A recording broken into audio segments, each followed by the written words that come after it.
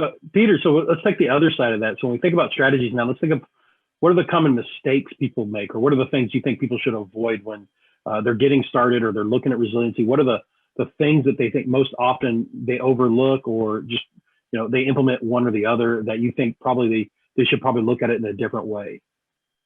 I guess for me, a couple things that stand out there is one, not utilizing other resources beyond your own internal resources, right? I think Trevor may have mentioned this earlier, right? But for coppers, one of the things that we did early off in our program, and not so much, not just resiliency, but in our cybersecurity program, was bringing in a third-party vendor to evaluate all of our systems.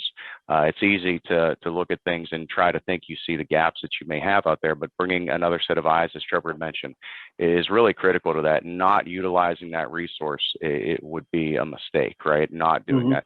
The other would be, for me, testing, right? A lot of companies, or I would see where, you think you've got resiliency in place, but you don't actually test it. And so, talking through the tabletop exercises that are necessary, just something as simple as just doing a DR test, right? Doing a backup recovery test, just making sure that, although you may feel that you've got everything in place, you don't know till you test that.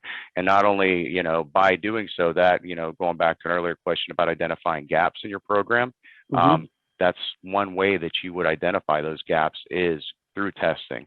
It'll prove to you where things may or may not be working as you think they would be. So I think those are two that stand out.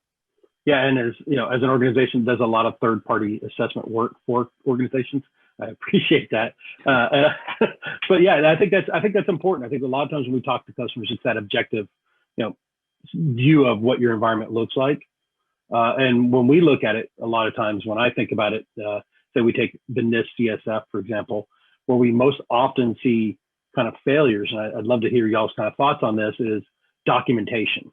So as we go through and we're assessing and reviewing, a lot of times you might be doing the right things, you may be approaching them the right way, but I think a lot of times the documentation is what's the shortfall.